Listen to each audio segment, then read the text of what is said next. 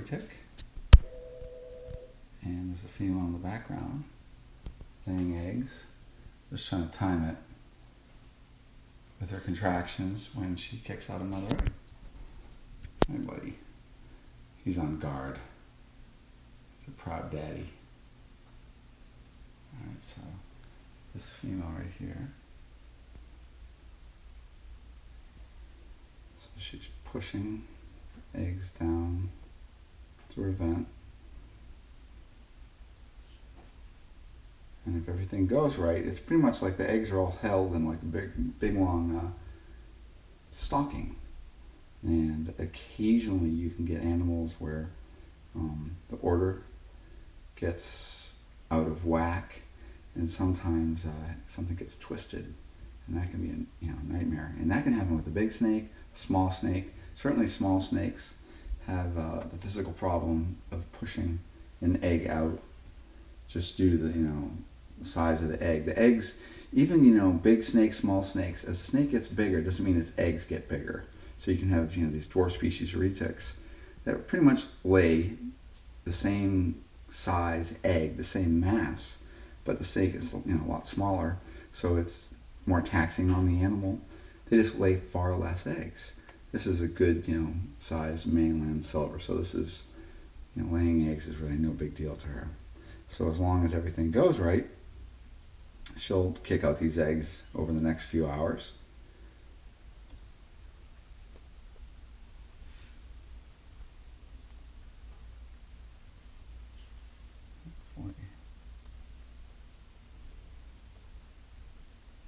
Cameras, enough light in this cage.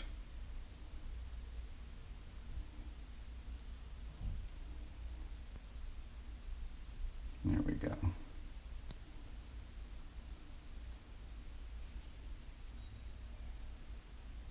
So retic eggs take about 86, 88 days at 90 degrees Fahrenheit, and they are, I would say they're pretty fragile compared to other python eggs, in the respect that they're not incredibly tolerant of a lot of different temperature and humidity fluctuations.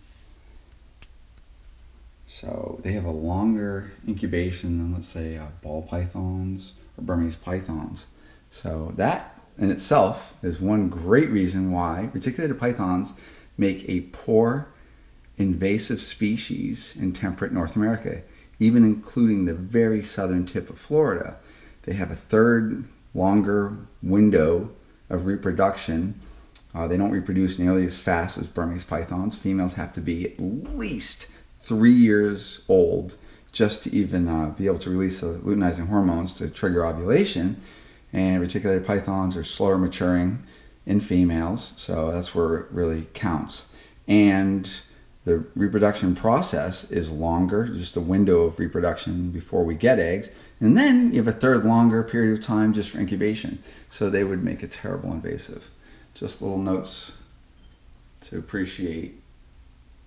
And it's really amazing. I'm a snake breeder, and I inherently, learn this stuff as I'm going along and learn from mistakes, always try to improve. But being a snake breeder and being dictated by the laws that are being thrown out, just seems like every time I turn around there's like some new state law or some federal regulation looming overhead, and it's really hard to take because these laws are not founded on reality. They're founded on the fact that people do not want us to have these animals. My baby. And they will do whatever it takes to stop us. And you can be the most responsible reticulated python or python keeper, reptile keeper, and do everything right, and you know how fantastic these allegations are that these animals can become invasive and injurious, and how they could just live across the country, so we need to federally ban them and make it illegal across the state border. And it is so painful, because you could be the greatest keeper and you're still dictated by people that do not like you. They don't like what you represent. They don't like you keeping animals, nothing. So they'll do at they'll do whatever it takes to stop you.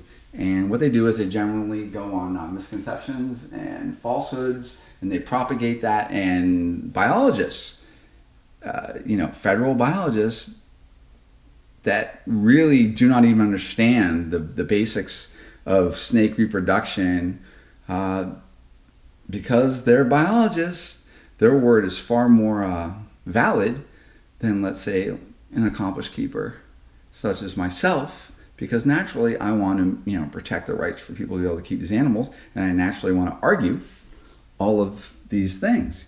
But it's really painful. This is our government. They're regulating us, and this is clearly, anti-pet, animal rights stuff, whatever.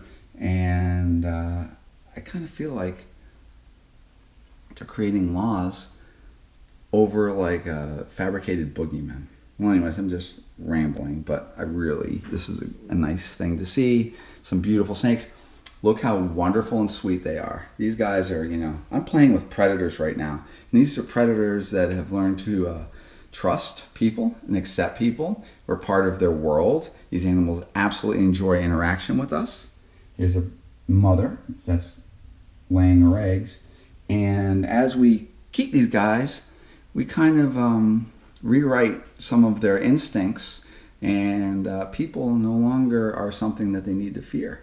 And so we start having these relationships with these animals, and they are truly remarkable. All right, say goodbye.